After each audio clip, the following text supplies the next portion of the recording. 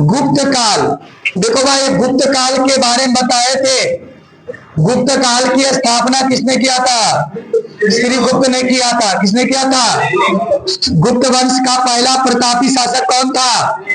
श्रीगुप्त नहीं था भाई, है न? चंद्रगुप्त प्रथम था। कौन था? प्रथम था। लेकिन ज्यादा सवाल आता किससे? समुद्रगुप्त से। किससे आता है? समुद्रगुप्त को क्या कहते हैं? भारत का नेपोलियन। क्या कहते हैं? नेपोलियन। इसके विजय अभियानों को किसने लिखा है? हरिसेन ने। किसने लिखा है? किसमें लिखा है? पर्याय प्राशिति। पर्याय प्राशिति में लिखा गया है। तो सवाल है एक आपका कि सवाल क्या है? बोलो। अरे मूर्ख लड़की है, बोलो रे कोई। क्या सवाल पहला बोलो जी? दो गुप्त काल के दो अभिलेखों का नाम लिखे। तो एक अभिलेख क्या हो गया? प्राग प्राशिति। और एक हो गया एरन अभिलेख। कौन अभिलेख हो गया? एरन अभिलेख, जो कि मध्य प्रदेश में मिलता है। कहाँ मिलता है? मध्य प्रदेश में मिलता है। और पर्याय प्राशिति में क्या मिलता है? समुद्र गुप्त के विजय अभियान। इसको लिखिए। पहला सवाल था, उसका उत्तर लिखिएगा। गुप्त काल के दो अभिलेख हरिसेन का पर्याय प्राशिति एवं एरन अभिलेख है।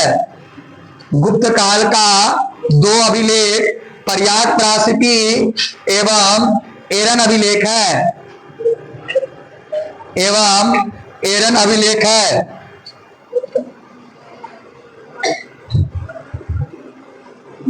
चलिए एक और सवाल है, ध्यान दीजिएगा। क्रैश कोर्स 3 पढ़िए, लगा रेगुलर क्लास में सूक्ष्म में मत लिखिए। अगला सवाल देखिए क्या है। कहता है महाभारत में वर्णित 4 प्रकार के विवाहों को लिखे। तो महाभारत में कितने प्रकार के विवाह है? 8 प्रकार के। महाभारत में कितने प्रकार विवाह है? हाँ, ध्यान दीजिएगा। महाभारत में कितने विवाह प्रकार है? महाभारत में विवाहों का प्रकार कितना है? 8। पूछा कै गो है? 4 गो। कै गो पूछा है? 4 गो। 2 नंबर का है ना। तो पहला विवाह कौन था? ब्रह्म विवाह। कौन विवाह है? दूसरा विवाह क्या है? दैव विवाह। बोलिए ना जी। दूसरा क्या है? दैव विवाह। तीसरा कौन है? हाँ? जो पहले 4 गो मान है पहले उसे लिखो। चौथा है आर्ष विवाह। कौन है? आर्ष विवाह। और चौथा है प्रजापात विवाह।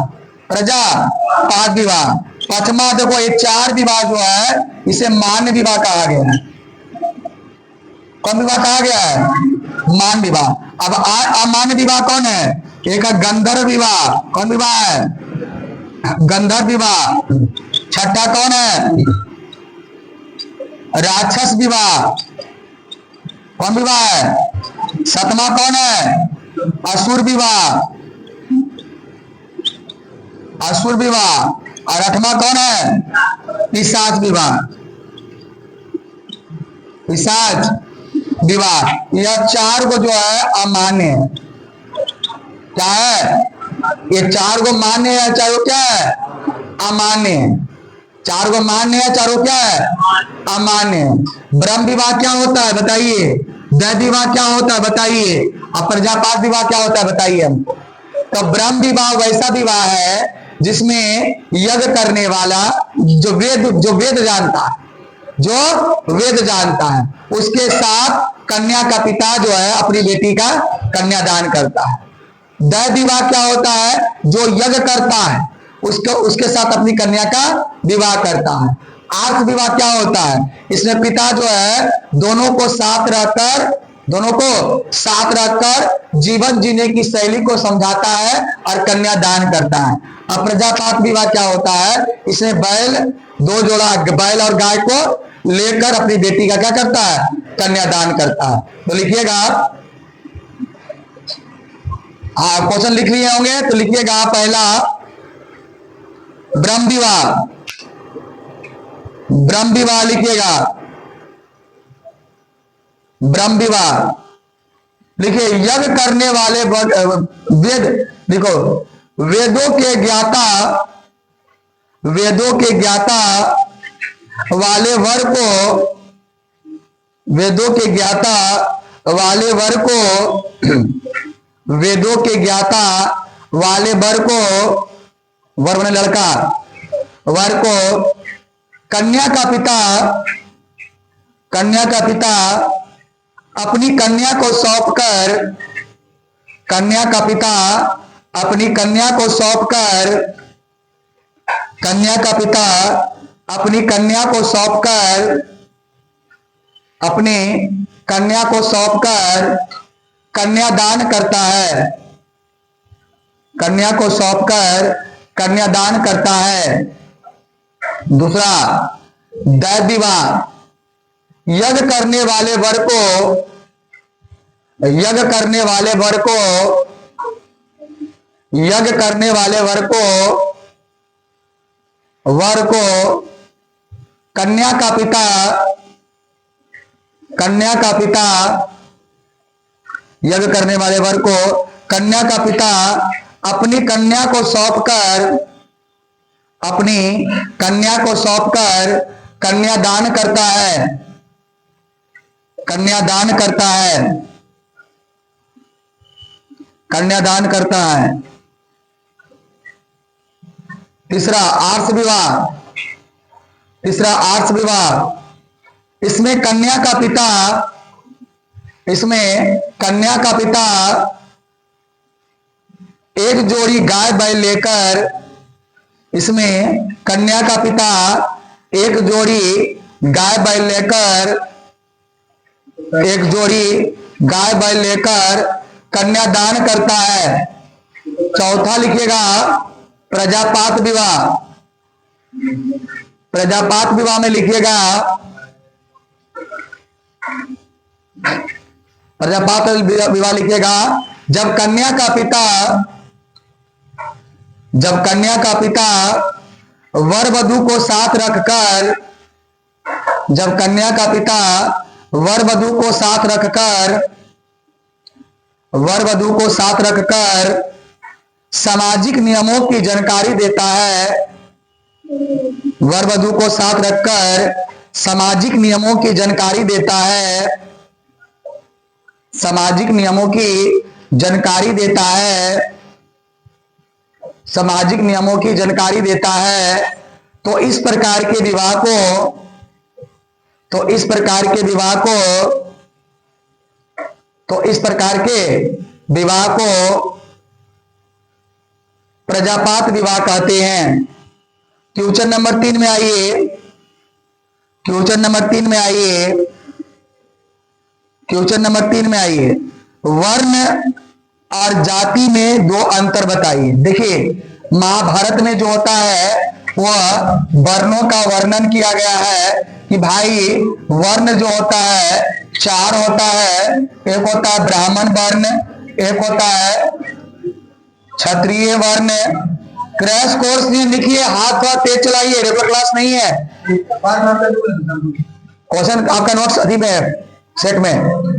तीसरा है वैश्य और चौथा है शूद्र। ये आपका 4 प्रकार के वर्ण होता है। देखिए वर्ण जो होता है व्यक्ति को कर्म से मिलता है। वर्ण जो है जैसा कर्म कीजिएगा वैसा वर्ण है। तुम ब्राह्मण होकर गत कर्म करोगे तो शूद्र कहलाओगे, और शूद्र होकर ब्राह्मण वाला कर्म करोगे तो ब्राह्मण कहलाओगे। तुम क्षत्रिय होकर कार्य वाला काम करोगे तो शूद्र कहलाओगे, और शूद्र होकर तुम बहादुर वाला काम करोगे तो क्षत्रिय कहलाओगे। तो वर्ण जो होता है वो कर्म से होता है, जबकि जाति जो होता है इन्हीं वर्णों से निकल कर आता है।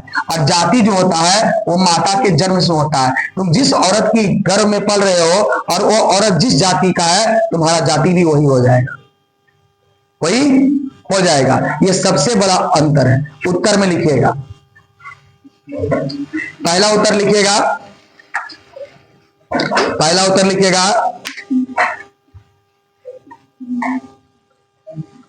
लिखेगा। वर्ण वर्ण वर्ण कर्म के अनुसार होता है। वर्ण कर्म के अनुसार होता है, जबकि जाति जबकि जाति जबकि जाति जन्म के अनुसार होता है। जबकि जाति जन्म के अनुसार होता है। जन्म के अनुसार होता है।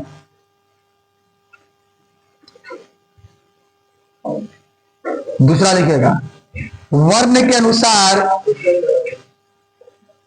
अनुसार तेज लिखाने का मूल कारण होता है कि वहां पर लिखना बहुत है। वर्ण के अनुसार, वर्ण जो है ना, वर्ण के अनुसार धार्मिक अनुष्ठान किए जाते हैं।